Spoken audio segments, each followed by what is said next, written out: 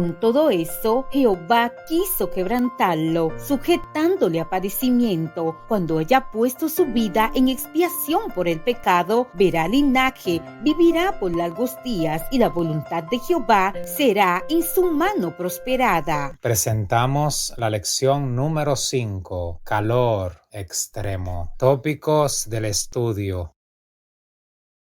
Mientras su esposa estaba en el lecho de muerte, el famoso escritor cristiano C.S. Lewis escribió: "No es que corra mucho peligro de dejar de creer en Dios. El verdadero peligro es llegar a creer cosas sumamente terribles acerca de Él. La conclusión que temo no es, pues al fin y al cabo Dios no existe, sino, pues así es Dios en realidad. Cuando las cosas se vuelven muy dolorosas, algunos rechazamos a Dios de cuajo. Otros, al igual que Lewis, nos vemos tentados a cambiar nuestra visión de Dios e imaginar todo tipo de cosas malas acerca de Él. La pregunta es, ¿cuán candente se puede poner esto? ¿Cuánto calor se arriesgaría Dios a permitir que experimente su pueblo a fin de lograr su propósito final de moldearnos a la imagen de su Hijo? ¿Por qué crees que Dios está dispuesto a correr el riesgo de que quienes deseen conocerlo y amarlo lo malinterpreten? ¿Hasta qué punto crees que Dios está dispuesto a que lo malinterpreten para moldearte a la imagen de su Hijo? De repente y sin explicación, Dios llama a Abraham para que ofrezca a su hijo como holocausto. ¿Te imaginas cómo se habrá sentido Abraham? Era una idea totalmente repugnante que un Dios santo le pidiera que sacrificara a su propio hijo. Aún en el caso de que Abraham pensara que esto era aceptable, ¿qué pasaría con las promesas de Dios sobre su herencia? Sin su hijo, la promesa no se cumpliría. Si no conociésemos el final de la historia, pensaríamos que la petición de Dios es caprichosa e irracional. ¿Era esta la prueba de un Dios disparatado? De ninguna manera, porque la agonía que sufrió durante los oscuros días de aquella terrible prueba fue permitida para que Abraham comprendiera por su propia experiencia algo de la grandeza del sacrificio hecho por el Dios infinito a favor de la redención del hombre. Jesús tenía en mente la experiencia de Abraham cuando dijo a los judíos: Abraham vuestro padre se gozó de que había de ver mi día, y lo vio y se gozó. La Biblia dice claramente que esto fue una prueba por parte de Dios. ¿Qué tenía Abraham que demostrar? O tal vez la demostración era para los seres celestiales, o simplemente quería que Abraham aprendiese una lección. Esto resalta algo muy importante sobre la forma en que Dios obra a veces. Dios quizás nos pida que hagamos algo que nunca tuvo la intención de que completemos. Tal vez nos pida que vayamos a algún lugar al que nunca tuvo la intención de que lleguemos. Lo importante para Dios no necesariamente es el final, sino lo que aprendemos a medida que nos va modificando en el proceso. Abraham pudo rechazar estas instrucciones como si vinieran de Satanás, pero lo cierto es que Abraham conocía la voz de Dios, obedeció por fe y aprendió más sobre el amor y la salvación de Dios. ¿Cuánto conoces la voz de Dios? ¿Cómo sabes cuando Dios te está hablando? ¿Cuáles son las formas en que te comunica su voluntad? La historia de Oseas tiene algunas lecciones poderosas que enseñarnos. La situación de Oseas es notable. Su esposa Gomer huye y tiene hijos con otros hombres. Aunque ella es maritalmente infiel, Dios llama a Oseas para que recupere a su esposa y le muestre amor nuevamente. Esta historia se presenta como una parábola acerca de Dios e Israel. Los israelitas habían dejado a Dios y se estaban prostituyendo espiritualmente con otros dioses, pero Dios todavía los amaba y quería mostrarles su amor. Pero fíjate los métodos de Dios. Les envió una sequía para que pasasen sed. Los rodeó de espinos, es decir, de dificultades. Les quitó el trigo, la lana y el lino que ofrecían a los Baales. Y si no cambiaban, haría cesar todo motivo de gozo. Esta historia plantea dos cuestiones importantes. En primer lugar, corremos el riesgo de no reconocer que Dios está obrando cuando nuestro camino se ve bloqueado con espinas agudas o quedamos tan encerrados que no sabemos hacia dónde vamos. Ese es nuestro Dios cuando no podemos cubrir nuestras necesidades básicas o nos sentimos avergonzados. ¿Podría nuestro Padre estar en medio de todo esto? La verdad es que más allá de lo que sintamos, Dios siempre está obrando para conducirnos al arrepentimiento porque nos ama mucho. En segundo lugar, corremos el riesgo de malinterpretar a Dios cuando Él obra. Quizás reconozcamos que Dios está obrando, pero no nos gusta lo que Él está haciendo. Cuando nos sentimos heridos y avergonzados, es fácil culpar a Dios por ser cruel, por no intervenir o por no preocuparse. Sin embargo, su intención, entonces como ahora, era que reconozcamos que Él está obrando, que nos ama y nos bendice y que solo podemos seguir siendo realmente felices a su lado. Los ángeles vienen a ver a Dios y Satanás viene con ellos. Al llamar la atención de Satanás sobre Jod, Dios provoca y permite una serie de acontecimientos desastrosos. En la tierra, Jod no tiene la idea de que su crisol se pondrá tan candente. ¿Por qué provoca Dios este sufrimiento? ¿Es justo Dios cuando permite que Satanás provoque tanto mal? ¿Es este un caso especial? ¿O Dios nos puede tratar a nosotros así también? Podemos responder a una situación así de dos maneras: amargándonos y rechazando a Dios, o aferrándonos a Él con más fuerza. La reacción de Jod fue de adoración. ¿En qué consistió la adoración y cómo nos ayuda a nosotros cuando estamos angustiados? Número 1. Desnudo salí, desnudo volveré. Jod acepta que no tiene derecho a nada. Número 2. Jehová dio, Jehová quitó. Jod reconoce que Dios tiene el control de su vida. Y número 3. Sea el nombre de Jehová bendito. Jod afirma su fe en la justicia de Dios. Pablo enfrentó los sufrimientos con la seguridad de que Dios podía librarlo y de que contaba con la ayuda de los santos a través de la oración. Estaba seguro de que estos sufrimientos le ayudaban a confiar menos en él y más en Dios. Se sentía consolado por Dios en las pruebas y sabía que esto le permitía consolar a otros que estuviesen pasando por experiencias similares. Las pruebas pueden desviar tu atención de Dios para que te centres en ti mismo. Sin embargo, el propósito de Dios es que te concentres en alabarlo y te aferres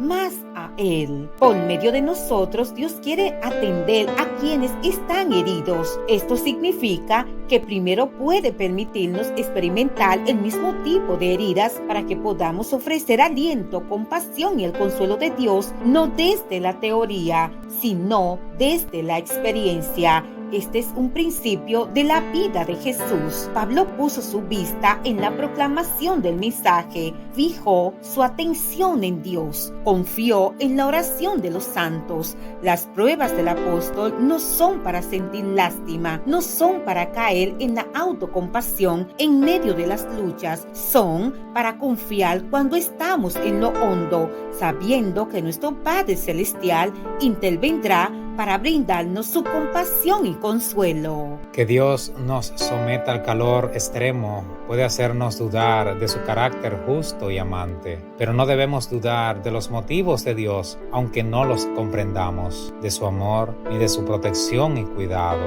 En todo caso, Él ha prometido que en las pruebas yo estaré contigo. Lo cierto es que mientras vivamos en esta tierra llena de pecado, entenderemos solo un poco de por qué suceden las cosas. En el cielo entenderemos mucho más, pero por ahora tendremos que vivir con la tensión de creer que Dios está presente y nos cuida, aunque las cosas no siempre parezcan tan buenas. Isaías describe muy bien esa tensión. Nos dice que su pueblo pasará por las aguas y por el fuego. Estas son figuras de peligros extremos que tal vez insinúen el cruce del Mar Rojo o los jóvenes hebreos en el horno de fuego. Podríamos esperar que Dios dijera que protegerá a su pueblo de esos peligros, que los guiará por un camino más fácil, pero al igual que el pastor del Salmo 23, más bien asegura que cuando llegan los tiempos difíciles del pueblo de Dios, el pueblo de Dios no tiene por qué sentirse abrumado, porque Dios está con él. Podríamos resumir lo que hemos aprendido del calor extremo en 3 maneras. Número 1, Dios no pretende destruirnos a nosotros, sino nuestro pecado. Número 2, Dios no quiere nuestro sufrimiento, sino que crezcamos y seamos más puros. Y número 3, Él nunca nos dejará solos, sino que cuidará de nosotros a pesar de lo que nos suceda. Dios te bendiga.